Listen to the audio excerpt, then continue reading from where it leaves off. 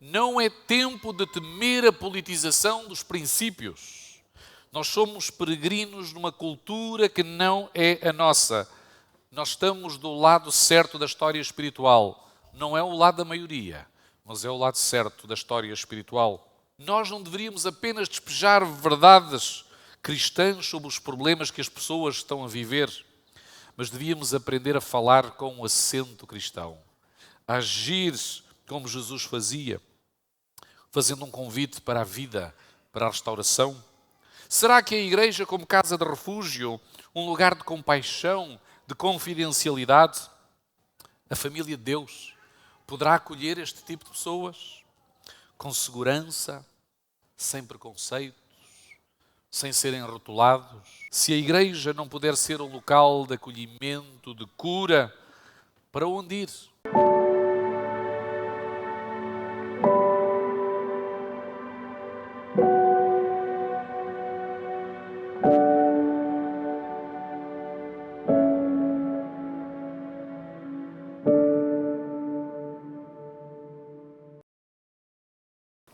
Esta manhã eu gostaria de refletir convosco sobre um assunto sensível, por aquilo que já podem ver na imagem, e que também faz parte da nossa realidade. Alguns anos atrás, Al Gore, vice-presidente da administração Clinton, ele produziu um documentário sobre a emergência climática designado como Verdade Inconveniente. Eu não estou aqui para discutir política ambiental, mas, sobretudo, para dizer que existem verdades inconvenientes, por vezes difíceis de ouvir.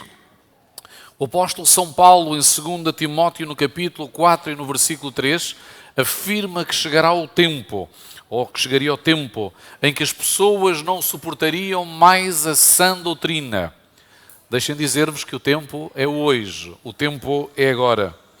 Mas a palavra sã também significa equilíbrio, tempero, racionalidade, num mundo que é cada vez mais fraturado. Um desses temas difíceis, sobretudo entre os membros da Igreja, é a questão da homossexualidade. A homossexualidade é um desafio que interpela os cristãos, porque vivemos neste mundo. O grupo de pesquisa Barna constatou que poucos líderes da Igreja falam sobre temas controversos, sobretudo como este, porque têm receio de perder membros ou até que as dotações financeiras da Igreja diminuam. Nós não ouvimos muitas mensagens sobre este tema, porque, honestamente, é um tema complexo, é um tema difícil e torna-se ainda mais difícil, sobretudo devido à retórica exagerada que acontece na arena política. Alguns não gostam de falar sobre este assunto porque, sinceramente, não gostam de refletir sobre o tema. Com receio e até de uma forma desmesurada, afirmam: antes não se podia sequer mencionar ou falar sobre este tema. Hoje é legal e qualquer dia ainda vai ser obrigatório para todos. E por isso recusam-se a lidar com este desafio e fingem que ele não existe. Para outros é um assunto muito doloroso. Numa igreja, um pai dizia que o filho aproximou-se dele e disse-lhe: papá, eu sou homossexual. Imediatamente surgiram vários pensamentos na mente daquele educador, daquele pai, pensando: eu sou um fracasso como pai, eu sou um fracasso como cristão, isto na verdade é uma vergonha para a minha família. E por isso pode ser doloroso para alguns visitar este tema. Para outros, é doloroso devido à abordagem um pouco empática e compassiva da Igreja em relação àqueles que vivem este tipo de desafios. Dizia um outro jovem: não posso continuar a viver porque a minha vida é um inferno e não posso morrer porque acredito que irei parar ao inferno.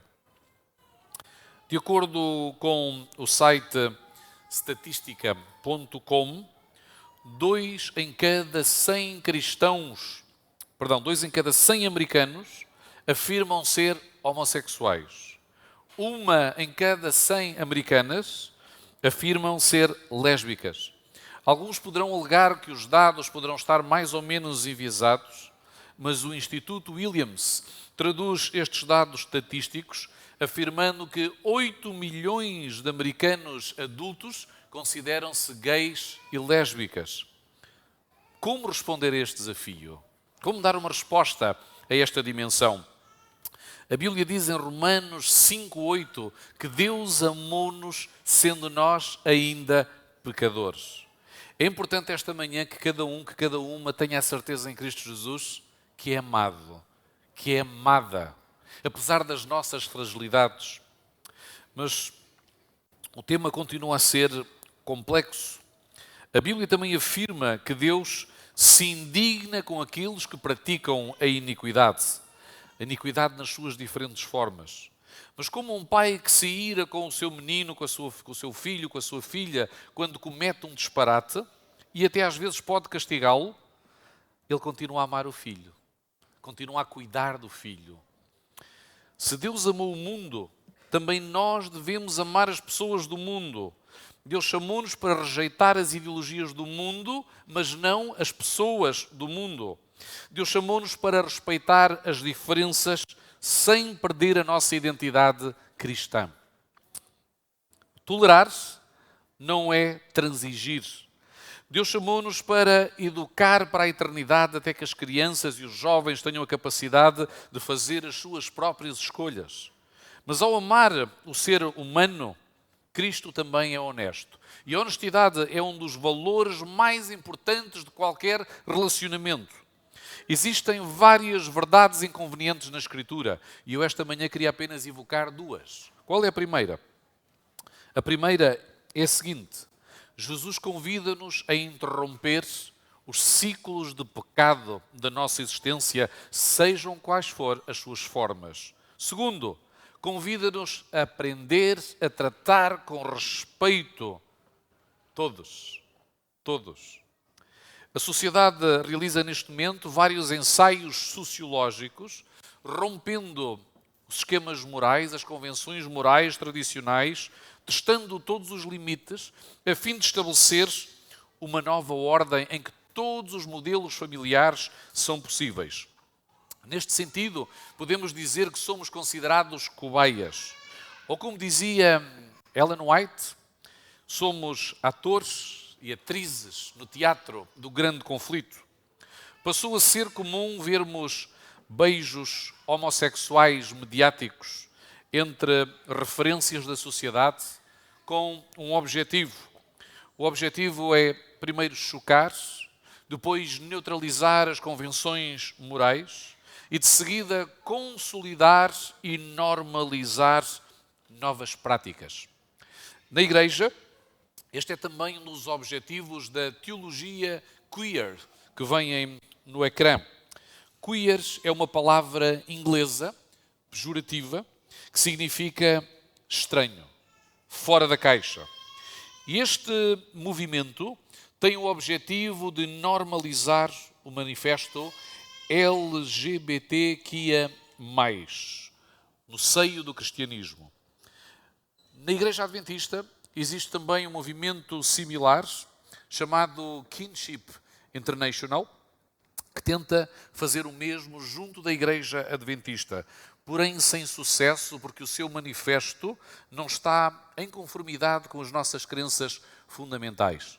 Abro um disclaimer para dizer que, apesar de o movimento Kinship se identificar como adventista do sétimo dia, a Conferência Geral não reconhece nenhum movimento formal como gays e lésbicas adventistas. Mas, de acordo com a Sagrada Escritura, o Salvador sempre demonstrou uma intensa compaixão por aqueles que são marginalizados pela sociedade, que apresentam também comportamentos marginalizantes, que se isolam. ou até por aqueles que são maltratados, são ostracizados pelas comunidades de fé. Por isso é importante colocarmos a visão de Jesus nesta reflexão, neste itinerário. Ele diz em João, no capítulo 14 e no versículo 6, eu sou o caminho, a verdade e a vida. A sociedade apresenta-nos vários caminhos, várias verdades. Por isso, deixemos esta manhã falar aquele que se apresentou como a verdade. Deixem-me, porém, recordar-vos que no dia 26 de junho de 2015, o Supremo Tribunal de Justiça norte-americano aprovou com 5 votos contra 4 uma decisão bastante dividida, fraturante, que os 13 estados que ainda proibiam o casamento homossexual, através das suas leis estaduais, não poderiam mais bloquear este tipo de união. E o casamento homossexual passou a ser uma lei nacional, uma lei federal nos Estados Unidos. E o juiz, neste momento reformado, Anthony Kennedy, afirmou: a sua esperança é não serem condenados a viver em solidão, excluídos de uma das mais antigas instituições da civilização. Eles pedem dignidade e igualdade perante a lei. A Constituição é a garantia desse direito. E o casamento homossexual passou a ser um direito fundamental deste lado do hemisfério norte. Imediatamente a Casa Branca foi iluminada com as 6 cores do arco-íris e, na altura, o vice-presidente Biden celebrou o primeiro casamento homossexual na sua casa e disse: estou orgulhoso de casar o Brian e o Joe na minha casa. Eu não poderia estar mais feliz de partilhar este momento com 2 colaboradores de longa data, 2 excelentes pessoas. Em Portugal, o diploma foi votado em 2010, 5 anos antes, e a lei número 9 de 2010, de 31 de maio, permitiu igualmente este direito. Mas vamos ver o que Jesus diz sobre este tema. E Jesus é profundo e faz um caminho estruturado até chegar de uma forma clara e aberta a este tema. Ele começa: então chegaram ao pé dele os fariseus, tentando e dizendo-lhe: é lícito ao homem repudiar a sua mulher por qualquer motivo? Ele, porém, respondendo, disse-lhes: não tendes lido que aquele que os fez no princípio, macho e fêmea os fez? E o que é que diz o princípio? Gênesis 1:27. E criou Deus o homem à sua imagem, à imagem de Deus o criou, homem e mulher os criou. Não leram, diz ele ao seu auditório, que a imagem da divindade foi expressa na humanidade desde o princípio? A humanidade foi criada para projetar a imagem de Deus, sendo macho e fêmea. Por alguma razão, o inimigo tem procurado distorcer esta imagem original e começou com a luta entre sexos. O patriarcalismo, ou o patriarcado, que é o machismo, teve a sua resposta através dos movimentos de emancipação feminina com o feminismo, a partir da Revolução Francesa, no movimento pendular. E é difícil encontrar este equilíbrio. Existem apenas 2 géneros criados por Deus, masculino e feminino. E aqui nós fazemos às vezes uma confusão entre géneros e identidade de géneros.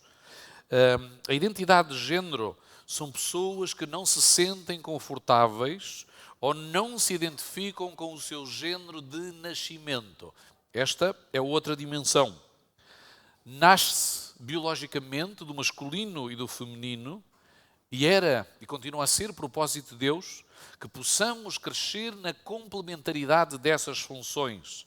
E nós precisamos desta complementaridade nas famílias, nas escolas, nas igrejas, nas empresas, no parlamento, na formação da sociedade e, inclusive, quando necessário é, estabelecendo-se cotas de representação para que haja uma afirmação sociológica equilibrada.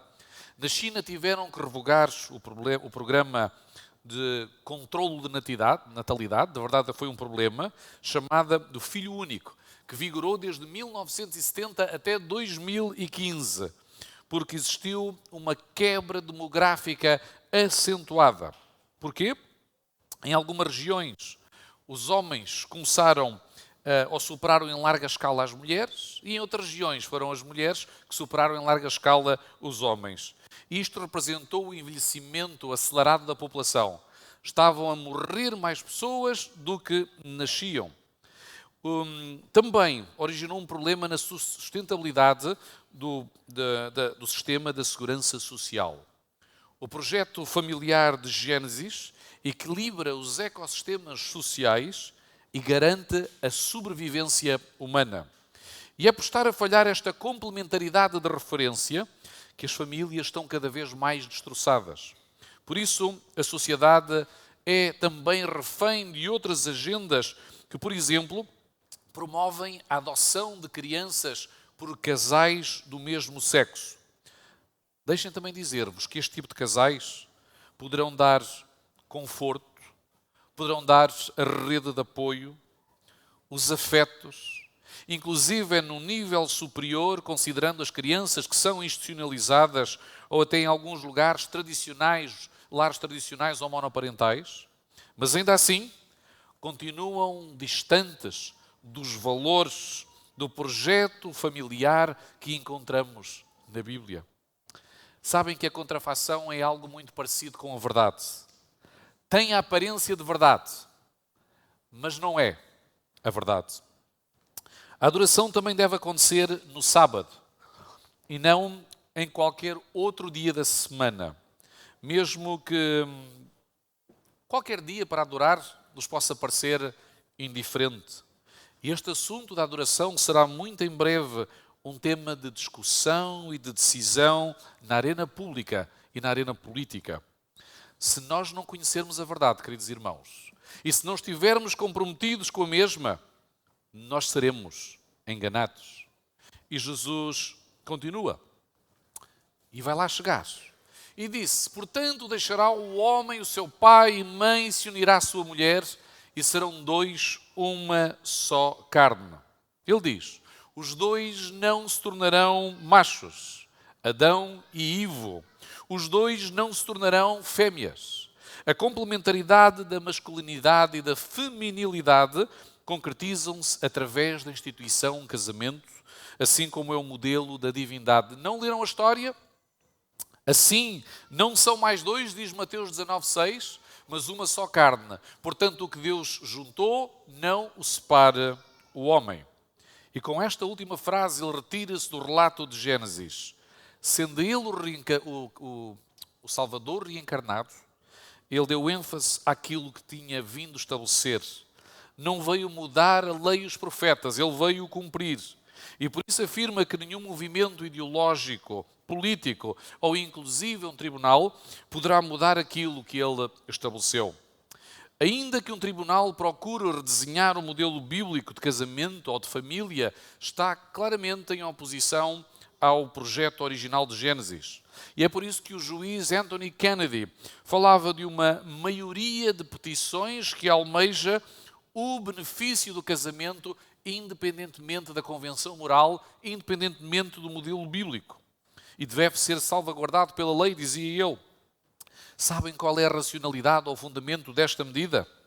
Emerge sobretudo da vontade da opinião pública. E se nós partirmos apenas desta premissa, retirando as convenções morais ou até a moralidade bíblica, o que é que impedirá que os órgãos jurídicos e políticos voltem a redesenhar o casamento? Hoje fala-se muito no poliamor. O que é o poliamor? São 3, 4, 5 pessoas que todas juntas têm um relacionamento. Na verdade, há pouco tempo, num tribunal norte-americano, apareceram 3 pessoas de sexos diferentes e que queriam casar-se, queriam esse direito perante a lei. Se retirarmos estas convenções, o que é que impedirá o casamento de seres humanos com animais? Também há pessoas que dizem que se querem casar hoje com os seus animais, ou casar com os seus familiares, ou até com menores. Baseado na vontade pública e retirando a moralidade, outras instituições bíblicas podem ser alvos de tentativa de cancelamento, como é o caso da guarda do 7º dia. Providencialmente, no dia 9 de outubro de 2015, depois de vários anos de estudo e pesquisa, o seminário teológico de Andrews preparou um documento sobre esta matéria intitulado Uma compreensão sobre a perspectiva bíblica na prática homossexual e no cuidado pastoral. Eu vou chamar a vossa atenção para a leitura das linhas seguintes. Este paradigma significa que o casamento não consiste numa união sexual entre um homem e outro homem, ou uma mulher e outra mulher. O padrão criacionista do casamento entre um homem e uma mulher mantém-se a norma transversal da Escritura. A Bíblia abre e fecha com o casamento. Gênesis apresenta o casamento como a primeira instituição, enquanto os últimos capítulos do Apocalipse utilizam o casamento como uma metáfora para ilustrar o relacionamento entre Cristo e a sua igreja. Infelizmente, a sacralidade, a beleza e a relevância do casamento está a ser diminuída como nunca antes na nossa cultura, na lei e sociedade contemporânea, devido à crescente influência de uma prática e ideologia secular sexual que minou os padrões bíblicos da moralidade sexual e dos relacionamentos familiares. O sexo pré-marital, a infidelidade no casamento, abusos, promiscuidade, pornografia, coabitação e um libertino estilo de vida de muitas pessoas casadas levaram a instituição do casamento a uma profunda crise. Assim, o ideal de casamento para a humanidade tem sido pervertido. Além disso, várias propostas de sexualidade alternativa, como a homossexualidade, bissexualidade e a variedade de identidades transgêneras, tornaram-se cada vez mais comuns. Com o passar dos anos, a IASD procurou responder à rápida mudança do cenário sexual da sociedade, com uma série de declarações oficiais e publicações da sociedade relevantes. Esta tem reafirmado que o plano de Deus para as relações sexuais é reservado para a relação entre um homem e uma mulher na aliança do casamento, uma aliança que não deve terminar, excepto em caso de morte ou infidelidade de um dos parceiros. E conclui-se este documento. Mateus 19, 7, 8 e 9, Jesus continua a falar e diz: Disseram-lhe eles: Então por que mandou Moisés dar-lhe a carta de divórcio e repudiá-la? Disse-lhes ele: Moisés, por causa da dureza dos vossos corações, vos permitiu repudiar vossas mulheres, mas ao princípio não foi assim. Eu vos digo, porém, que qualquer repudiar sua mulher, não sendo por causa de fornicação e casar com outra, comete adultério. E o que casar com a repudiada também comete adultério. Sobre esta ordem de coisas, Roger Moore, presidente da Comissão de Ética e Liberdade Religiosa da Convenção Batista, emitiu alguns pontos. E o primeiro diz o seguinte: a Igreja não deve entrar em pânico. Mesmo que respeitemos as leis, os tribunais não são suficientemente poderosos para voltar a colocar Jesus e a sua doutrina no sepulcro. Segundo, a mensagem do Evangelho continuará a florescer na direção correta, independentemente dos tribunais redesenharem o conceito de família. 3. Os cristãos devem encarnar o Evangelho no casamento. E acerca deste assunto nós temos que admitir que fizemos um trabalho muito pobre no passado. Muitos dos nossos casamentos têm sido devastados nesta área e sobretudo pelo divórcio. E aqui está a Igreja muitas vezes a vociferar, a gritar com moralismo, com moralidade sobre os outros, o pecado, sobretudo a união homossexual, enquanto existe um estranho silêncio sobre os pecados heterossexuais. O adultério, o divórcio, e talvez a palavra mais correta seja hipocrisia. Quarto, nós não deveríamos apenas despejar verdades cristãs sobre os problemas que as pessoas estão a viver, mas devíamos aprender a falar com um acento cristão, a agir como Jesus fazia, fazendo um convite para a vida, para a restauração. Quinto, não é tempo de temer a politização dos princípios. Nós somos peregrinos numa cultura que não é a nossa. Nós estamos do lado certo da história espiritual. Não é o lado da maioria, mas é o lado certo da história espiritual. E Jesus está a aproximar-se do tema na sua reflexão. E é para aqui que eu vou chamar a vossa atenção. Disseram-lhe os seus discípulos: se assim é a condição do homem relativamente à mulher, não convém casar. Ele, porém, lhes disse: nem todos podem receber esta palavra, mas só aqueles a quem foi concedido. Porque há eunucos que assim nasceram do ventre da mãe. E há eunucos que foram castrados pelos homens. E há eunucos que se castraram a si mesmos por causa do reino dos céus. Quem pode receber isto, receba-o. Provavelmente já lemos várias vezes este texto, mas nunca o enquadramos com o tema que nós estamos a tratar. Incrível. Jesus começa a falar sobre o conceito original do casamento. Passa sobre o divórcio. E agora começa a falar de eunucos. Mas aquilo que Jesus menciona sobre os eunucos é profundo, porque está relacionado com esta ordem de acontecimentos. De acordo com o que ele diz, sendo nós concebidos em pecado, podemos nascer fora da norma de orientação heterossexual. Podemos também ser orientados por alguém para vivermos fora dessa norma, através do abuso, da violação, da iniciação em várias práticas em alguma fase da nossa vida, ou talvez pela ausência de referentes educativos como um pai piedoso, uma mãe amorosa, educadores presentes. E de acordo com o texto, vários podem nascer fora desta norma, orientação heterossexual. E Deus descreve-os como pessoas que procuram honrar a Deus de uma forma única. Significa que alguém que optou por não concretizar a sua orientação sexual, respeitando os parâmetros divinos do modelo de Gênesis. Jesus está claramente a falar sobre o celibato. Pesados, existem alguns dentre nós que se identificam como gays e lésbicas, que amam a Jesus, mas que lutam arduamente com a questão do celibato, que sabem que o Senhor os está a chamar para abraçar. Assim como alguns de nós que aqui estamos esta manhã, que lutamos com outros desafios. E esta é uma luta tremenda. Será que a igreja, como casa de refúgio, um lugar de compaixão, de confidencialidade, a família de Deus, poderá acolher este tipo de pessoas com segurança, sem preconceitos, sem serem rotulados?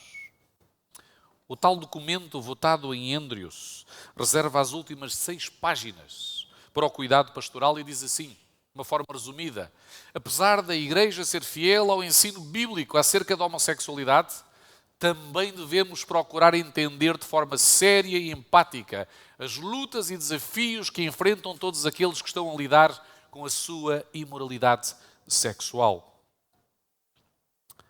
Todas as pessoas, inclusive os praticantes da homossexualidade, deveriam sentir-se bem-vindos nas nossas igrejas. Enquanto os gays e lésbicas não praticantes deveriam ser bem-vindos à membresia e até à responsabilidade administrativa. Todos devem receber o cuidado espiritual da igreja. Gálatas 6:1. Se a igreja não puder ser um local de acolhimento, de cura, para onde ir? Numa carta que um gay cristão escreveu ao seu pastor, ele dizia que a igreja deveria ser mais lenta em ouvir e não tão rápida a julgar. O livro de Provérbios, no capítulo 18, no versículo 13, diz que responder antes de ouvir é estultícia e vergonha. Existem histórias de dor intensa que não são fáceis de superar. E muita da dor desse jovem vinha da frieza e da indiferença dos irmãos. Apesar da existência da lei, que é imutável, porque este é o símbolo do caráter de Deus, a misericórdia, a gentileza, a compreensão deveriam ser manifestas em nós e através de nós. Ele gostava de falar do seu problema com alguém, que esse alguém orasse por ele, com ele, e que fizesse o caminho até à cruz. Mas ele não tinha confiança para o fazer com ninguém. Antes de concluirmos, também era importante perceber o que é que a Bíblia diz sobre este tema. Existem pelo menos 7 versículos que abordam diretamente este tema. Eu vou apenas partilhar alguns. O primeiro tem sido uma pergunta que muitos têm colocado. David e Jonatas tinham um caso amoroso? Bom, 1 Samuel 20:41 afirma que Jonas e David choraram e beijaram-se no momento da despedida. E daí? Será que há problema 2 homens beijarem-se? Eu, quando cheguei a Collonges, um dos meus professores tinha o hábito francês de dar 3 beijinhos. A minha convenção cultural em Portugal era o único que pode beijar a minha cara, sendo homem, ao meu pai, eventualmente o meu irmão. E achei muito estranho. Mas há vários lugares do mundo em que os homens saúdam com um ósculo, até no Médio Oriente, com um beijinho. Portanto, não há problema nenhum em que os homens se beijam, não há aqui qualquer conotação sexual. Jónatas era casado, a Bíblia assim o diz em 1 de Crónicas 8:34. David também o era, mas com a problemática de ser mulherengo. O problema de David não eram os homens, mas as mulheres. E por isso ele foi advertido pelo profeta Natã sobre o seu adultério com Batseba e o crime passional com Urias. Por isso, a lei de Moisés e todo o texto é transversal, condenando a prática da homossexualidade, e Natã teria dito qualquer coisa a David nesse sentido. Outros também dizem que Jónatas amava a Davi de grande maneira. E a palavra que é utilizada no texto é kafetz, que significa gozo de coração. E este termo não tem nada a ver com sexualidade, porque Jesus também amou os discípulos. E este termo é utilizado várias vezes para mostrar o amor filial, o amor até fraternal. O texto está escrito em poesia, é uma expressão até idiomática, em que estar unidos em um só espírito não significa necessariamente numa só carne, que aí a dimensão é diferente. Esta amizade era especial. A mesma expressão é utilizada para descrever a relação entre Jacó, pai Jacó, e Benjamim. David afirmou que o seu amor por Jónatas era mais maravilhoso do que muitas mulheres. Quando eu era um jovem a sair da adolescência, já com 17, 18, a Nuxa está cá, mas não nos está a ouvir, é um segredo. Ela não foi a minha primeira namorada. Eu tive outras namoradas. Mas também tive muitos amigos. Quero-vos dizer que algumas dessas namoradas, que não foram assim tantas, não fiquem preocupados, eu nunca mais tive contacto com a maior parte delas, nem sei onde é que estão. Mas esses amigos que eram próximos, ainda hoje continuam na minha vida, amigos mais chegados do que estas pessoas. Por isso é que é importante fazermos uma interpretação correta, perceber o contexto para não falharmos o objetivo. Ainda um último texto. O apóstolo São Paulo, o que é que ele pensa sobre esta dimensão? Ele diz em Romanos 1, 26 a 27. Por isso Deus abandonou as paixões infames, porque até as suas mulheres mudaram o uso natural do contrário à natureza. E semelhantemente também os homens, deixando o uso natural da mulher, se inflamaram em sua sensualidade uns para com os outros, homens com homens, cometendo torpeza e recebendo em si mesmos a recompensa que convinha do seu erro. A utilização da expressão catafizin, tenho que andar aqui um bocadinho para trás, natural, que está lá em cima, o uso natural, em oposição a parafizin, é contrário à natureza e era utilizado no templo do apóstolo São Paulo como uma forma de estabelecer a diferença entre o comportamento heterossexual e o comportamento homossexual. Paulo estava familiarizado com as práticas do mundo greco-romano. O comentador William Barclay afirma que, no seu comentário bíblico, que Sócrates, o filósofo, era homossexual. Da mesma forma, William MacDonald, um outro escolástico que estudou também esta dimensão, afirma que Platão também era homossexual e no seu simpósio sobre o amor, ele escreveu uma obra glorificando o amor homossexual. Dos primeiros 14 imperadores romanos, os primeiros 14 de 15, a maior parte deles eram bissexuais e homossexuais. Nero tinha alguém ao seu lado, chamado Esporo, que era apresentado no Império como a sua mulher. Era um homem. O apóstolo São Paulo estava familiarizado com esta dimensão e é por isso que ele escreve sobre este assunto. Mas em João 8, Jesus diz à mulher adúltera: vai e não peques mais. Ou seja, compromete-te com um novo estilo de vida. E aqui é um detalhe muito importante. Jesus estava a falar sobre prática e não diretamente sobre a preferência. Uma coisa é notar que alguém tem uma preferência, uma propensão, uma orientação, uma inclinação. Outra coisa é praticar. E a mulher tinha preferências. Ela gostava de romances proibidos, gostava de flirts fora do casamento e por isso chegou a concretizar vários atos. Existem pessoas que admitem que têm uma preferência homossexual, mas que pedem ajuda a Deus para a sublimarem. E esta é uma luta difícil, pois devem entregar a sua orientação sexual a Deus a cada dia. Romanos, no capítulo 2, no versículo 4, afirma que é a bondade de Deus que leva as pessoas ao arrependimento.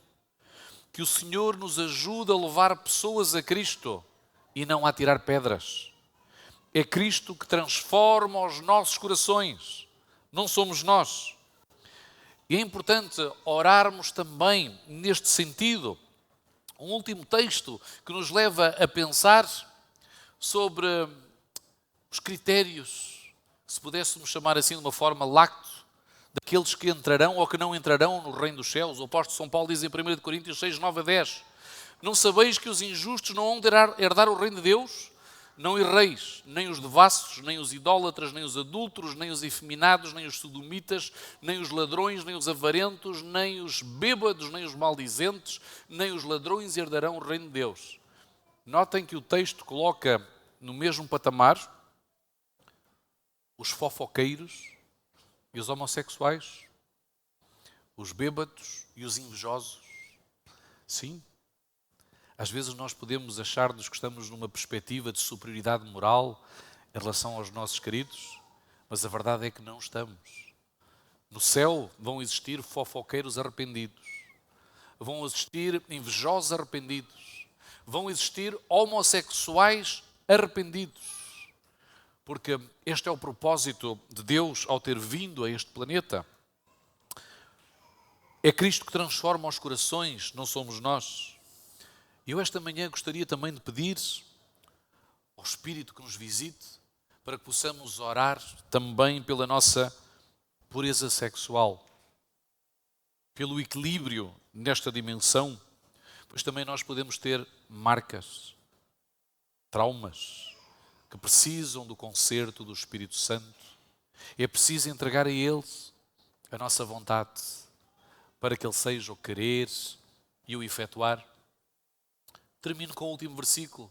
Jesus diz: permanecerdes na minha palavra, verdadeiramente sereis meus discípulos e conhecereis a verdade e a verdade vos libertará. Que o Espírito Santo, esta manhã, nos ajude a abrir o entendimento, a perceber onde é que estamos a falhar e que nos leve num processo até que possamos alcançar a vida eterna refletindo o caráter de Jesus nesta existência.